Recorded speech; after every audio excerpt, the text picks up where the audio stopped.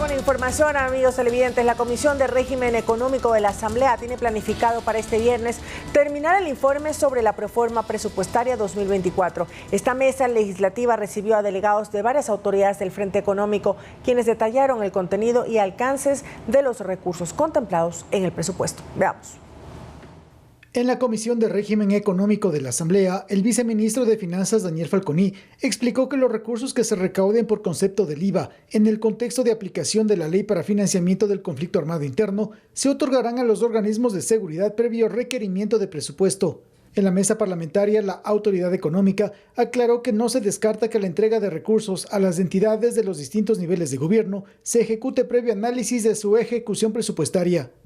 La presidenta de la comisión, Nathalie Farinango, espera tener listo para este viernes el informe que será puesto a consideración del Pleno para que, en un solo debate, realice observaciones o apruebe el monto asignado para el ejercicio fiscal del año en curso.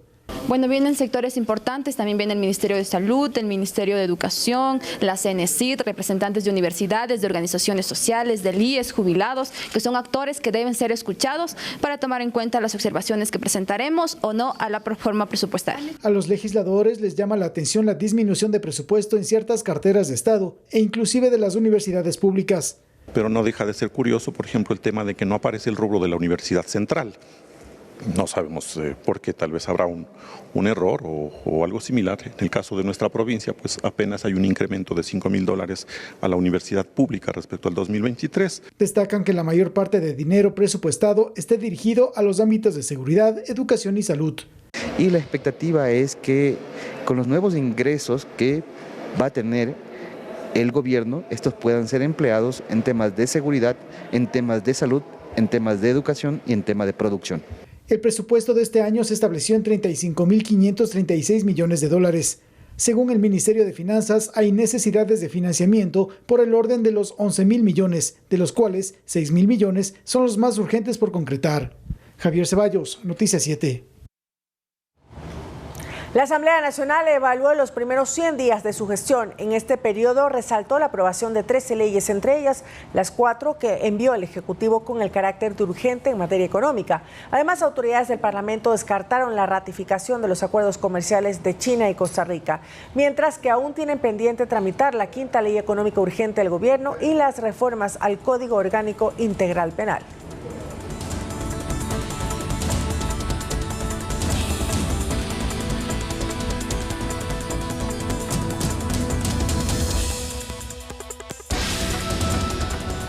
Y sobre este tema, el Ejecutivo envió el viernes pasado a la Asamblea su 5º proyecto de ley económico urgente para incentivar el turismo y el empleo en el sector. ¿Cuáles son los principales puntos que contiene esta propuesta de ley? Se lo contamos en la siguiente nota. Es el 5º proyecto de ley que el Ejecutivo remite a la Asamblea bajo la figura de urgente en materia económica. La denominó Ley Orgánica para el Fortalecimiento de las Actividades Turísticas y Fomento del Empleo. La propuesta gubernamental busca crear incentivos tributarios que apunten a mejorar la conectividad aérea, atrayendo nuevas aerolíneas para que operen en el país, con medidas para reducir aún más los precios de los pasajes aéreos y facilitar que las empresas turísticas no cierren ni afecten a los actuales empleos, estableciendo facilidades de pago de deudas que mantengan con el IES o el SRI. En un primer momento, en el legislativo, se considera que todo lo que se oriente a fortalecer el turismo es bienvenido.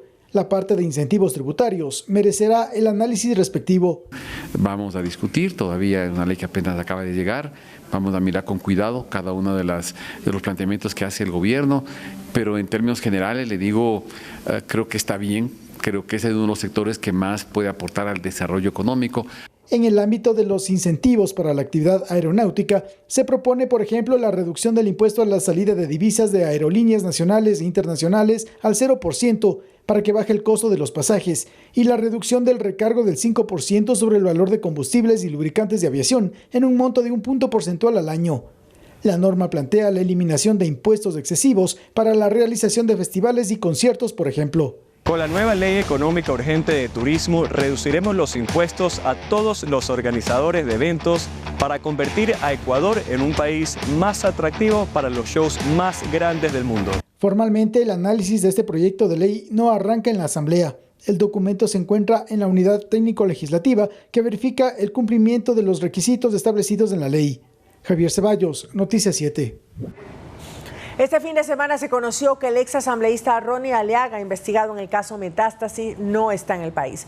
Aliaga debía rendir una versión en Fiscalía de manera presencial el pasado miércoles, pero nunca llegó. Más tarde envió una solicitud para que se le permita rendir una versión telemática, pues aseguró que no está en Ecuador.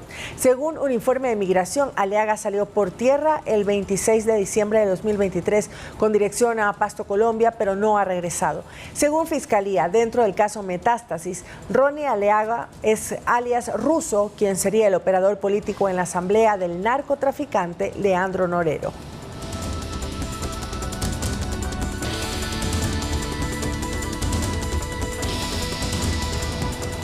En los chats del caso Metástasis se dejan entrever que Leandro dio instrucciones durante los 18 días del paro nacional de junio del 2022. Él tenía la seguridad de que el mandatario de esa época sería derrocado y ellos alcanzarían el poder. Son miles los chats que reposan en el expediente fiscal sobre el caso Metástasis.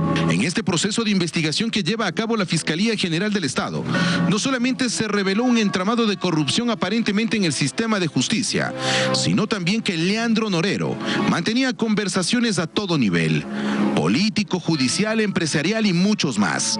Leandro Norero tenía tanta confianza que podía hacer lo que quería a través de sus abogados y colaboradores. Incluso según los chats, habla de cómo sus defensores iban a mantener supuestas reuniones con aparentemente jueces de la Corte Nacional de Justicia.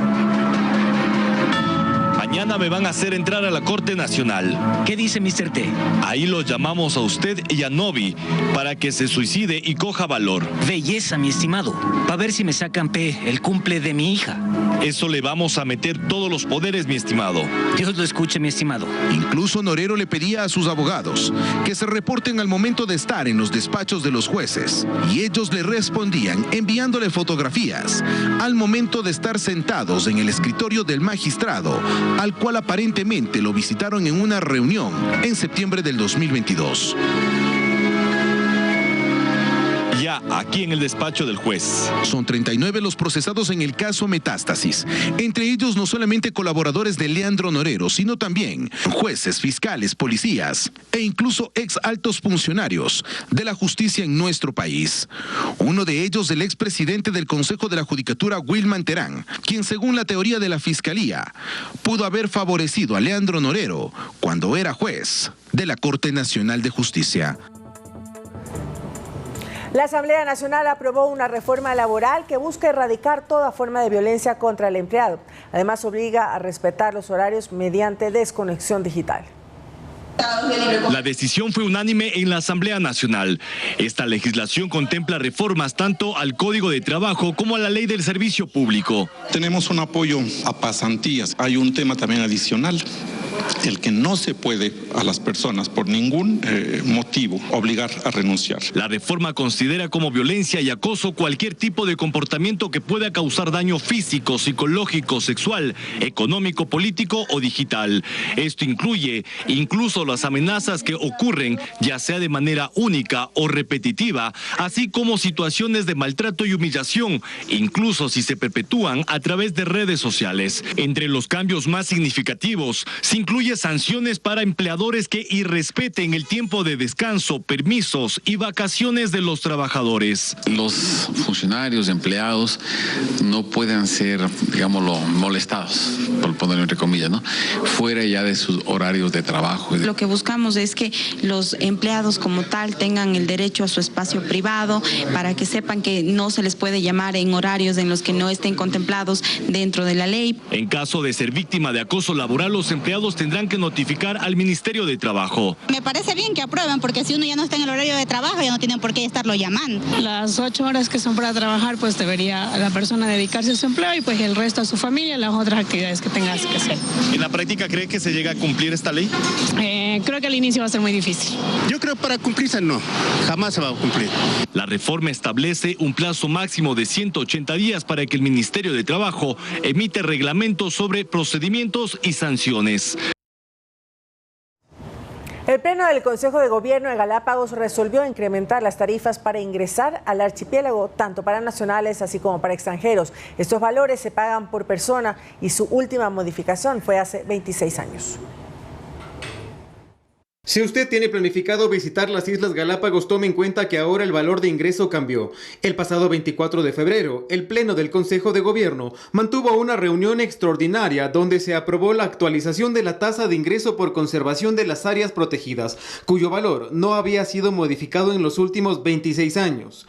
De modo que ahora, para visitar las islas, los ecuatorianos tendrán que pagar $30, mientras que para los ciudadanos extranjeros el valor es de $200. Hay que resaltar que estos montos se cobran por persona y se los deberá pagar antes de arribar a las islas.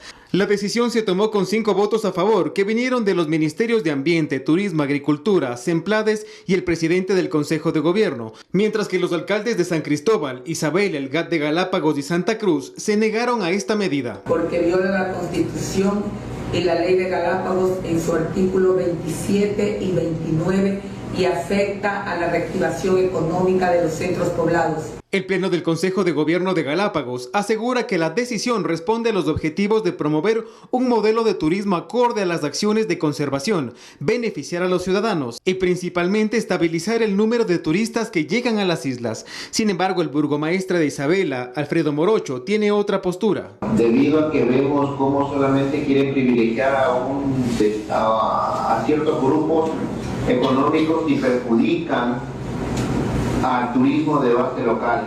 Para la actualización de la tasa se consideró el tiempo de permanencia, edad, condición de discapacidad, modelo turístico, nacionalidad o residencia legal en el país, conforme al artículo 29 de la Ley Orgánica del Régimen Especial de la Provincia de Galápagos. Además, dicen, se busca fortalecer la gestión de los gobiernos autónomos descentralizados, responsables de la provisión y administración eficiente de los servicios de agua, saneamiento ambiental, residuos, facilidades turísticas y el manejo de la fauna urbana, entre otros. Las Islas Galápagos reciben anualmente a más de 260,000 turistas, de los cuales el 54% son personas extranjeras. Edison Saavedra, Noticias 7. El fenómeno del Niño ha dejado cientos de familias, en su mayoría de la costa ecuatoriana, sin hogar. Según la Secretaría Nacional de Gestión de Riesgos, desde el 29 de enero del 2024, las lluvias registraron 658 eventos peligrosos en 23 provincias, afectando a 131 cantones. Por esta razón, varias personas sobreviven gracias a la ayuda humanitaria. Es el caso de 400 familias del Cantón Playas que recibieron 700 kits divididos en 400 alimenticios y 300 de limpieza por parte de la Subsecretaría de Transformación, Eficiencia y Calidad de los Servicios del Estado.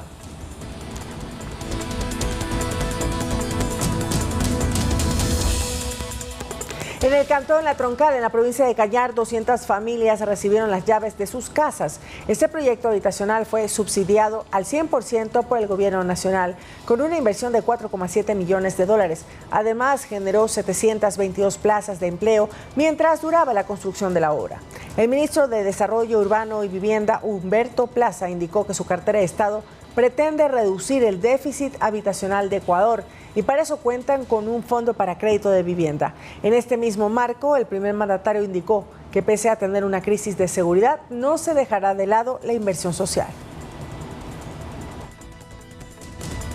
Que benefician a 915 personas, entre ellos 524 niños, que podrán disfrutar en las áreas verdes y espacios recreativos. Estas acciones, junto al trabajo de las fuerzas del orden y el respaldo ciudadano a nuestra gestión, nos han permitido reducir las cifras de muertes violentas y generar nuevos empleos. Tenemos un fondo muy importante, de $190 millones, para dar crédito a la vivienda en condiciones muy favorables. La primera dama, Lavinia Balbonesi, se reunió este lunes con su par estadounidense Jill Biden en la Casa Blanca para abordar escenarios de cooperación enfocados en la calidad de vida de las mujeres e impulsar proyectos de prevención y rescate a mujeres en situación de violencia. Este proyecto es impulsado por Balbonesi e iniciaría en marzo. La primera dama también mantuvo una cita con representantes de alto nivel del Banco Interamericano de Desarrollo para obtener recursos en los proyectos de género que se implementarán.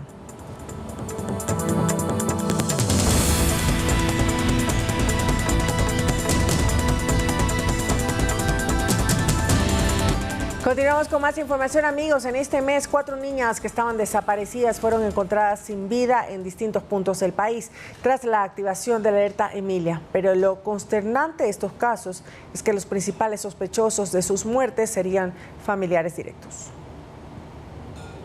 Dana Ramos, Briana y Génesis Campos, Aina Tambia. Ninguna de ellas superaba los 10 años de edad. Adultos pertenecientes a su círculo familiar íntimo estarían detrás de sus muertes. En febrero, las 4 fueron halladas sin vida en distintos sectores del país.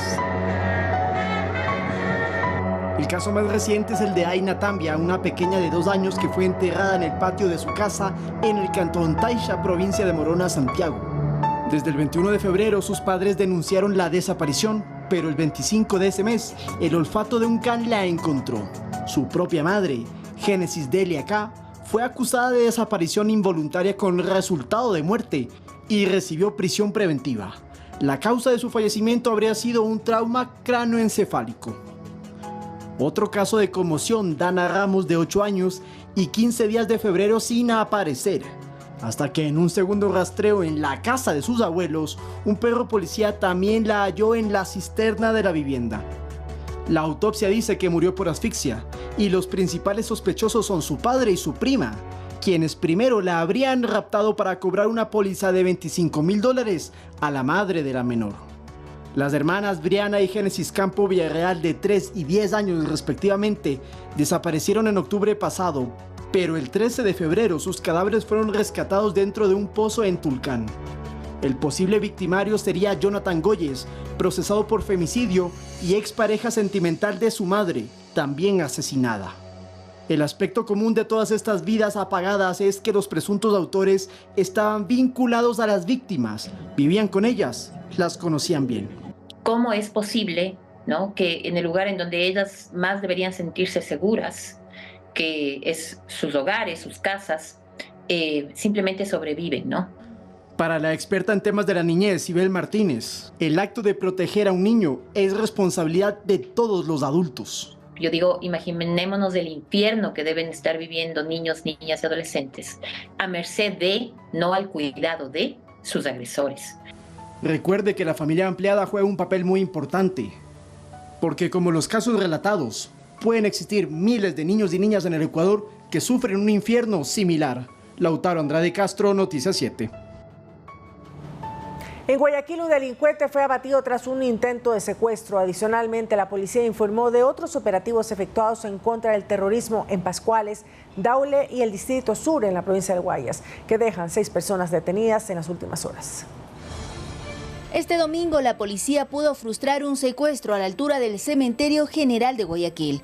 Según detalló Marco Narváez, comandante de la Zona 8 subrogante, los servidores policiales efectuaban un patrullaje cuando observaron que 4 sujetos armados amedrentaban y obligaban a un ciudadano a subirse a un vehículo de color negro en el distrito Modelo, sector Atarazana. Los sujetos huyen del lugar al notar la presencia policial, iniciándose una persecución ininterrumpida sobre la avenida Pedro Menéndez Gilbert, logrando alcanzar al vehículo frente al cementerio del sector, momento donde sus ocupantes huyen realizando varias detonaciones en contra de los servidores policiales, por lo que mediante el uso legítimo de la fuerza se logra abatir a uno de los presuntos secuestradores. Además del delincuente abatido, las autoridades lograron detener a una persona. Sin embargo, otros 2 sujetos huyeron del lugar. En un video publicado por la Policía Nacional, la víctima explicó que los criminales intentaron huir disparando. Por el cementerio, ahí procedieron a bajarse del vehículo debido a que les cogió el semáforo y empezaron a correr haciendo disparos, y obviamente la policía hizo también sus disparos en uso progresivo de la fuerza. Al momento se investiga la motivación del intento de secuestro. Podría ser algo relacionado con el lugar de su trabajo. Además, en la provincia del Guayas se efectuaron otros operativos la madrugada de este lunes, según informó el comandante subrogante. Es así que unidades investigativas de la policía efectuaron 6 allanamientos, 2 en la parroquia Pascuales y 4 en el cantón Daule. Lugares que eran utilizados por las bandas delictivas. En una vivienda de Daula incluso se encontraron encaletados $95.000 en varios lugares del inmueble. Se presume que esta organización está financiando o se dedica al financiamiento para los GDO, para los grupos terroristas. En este operativo 3 personas fueron aprehendidas. Este lunes también en el distrito sur de Guayaquil se efectuó el operativo denominado Cruzada por la Seguridad en la zona 8. En donde la policía a través de la línea de investigación allanó un inmueble. 2 personas aprehendidas y la particularidad de tener unas prendas de uso militar. Acciones que se unen a las labores realizadas durante el fin de semana, pues en la zona 8 17 personas fueron aprehendidas y se decomisaron 9 armas de fuego y más de 2 toneladas de droga. Olga Velasco, Noticias 7. En Guayaquil, una patrulla militar sufrió un accidente de tránsito la madrugada de este lunes cuando perseguía a una persona en moto en medio del toque de queda. En el video difundido por las Fuerzas Armadas se observa parte de la persecución desde el interior de la patrulla hasta el momento donde fue impactado por un vehículo que se pasó la luz roja del semáforo en las calles Quito y Ayacucho, en el centro de la urbe porteña. El choque provocó que la camioneta institucional se volcara y 6 militares resulten heridos, así como una menor de edad que iba en el otro automotor cuyo conductor se fugó. Para cubrir este incidente acudieron camarógrafos de medios de comunicación a los cuales las autoridades solicitaron no realizar grabación del personal militar herido. Sin embargo, se registró un percance que fue aclarado por el comandante de operaciones navales, Enrique Aristizábal. Escuchemos.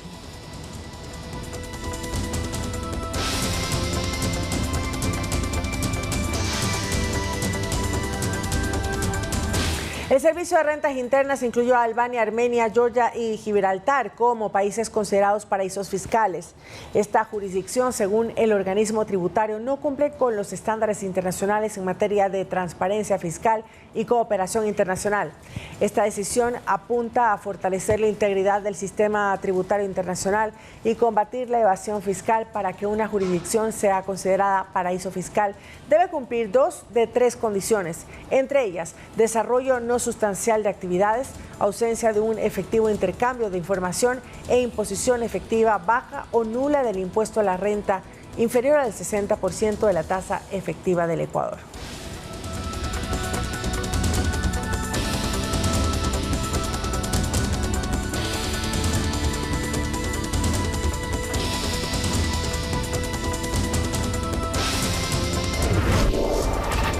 En noticias internacionales, la Guardia Civil de España frustró el matrimonio forzado de una niña de 12 años que fue vendida por sus padres a cambio de dinero. Ella y su hermano ahora están bajo la tutela de las autoridades.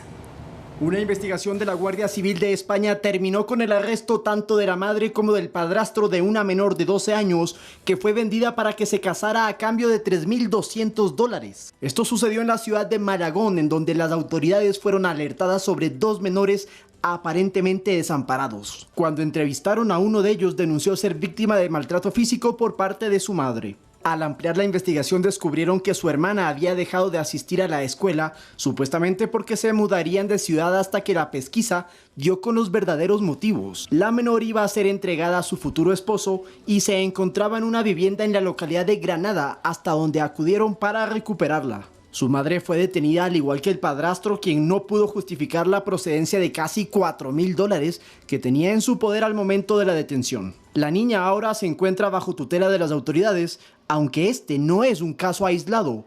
Según cifras del propio gobierno español, entre 2020 y 2022 se registraron 25 matrimonios forzados en ese país y la tendencia va en aumento. Con redacción de Miriam Zambrano, Lautaro Andrade, Noticias 7. Amigos, muchísimas gracias por su sintonía. Mañana regresamos con más a partir de las 7 horas en la primera emisión de Noticias 7. Buenas noches.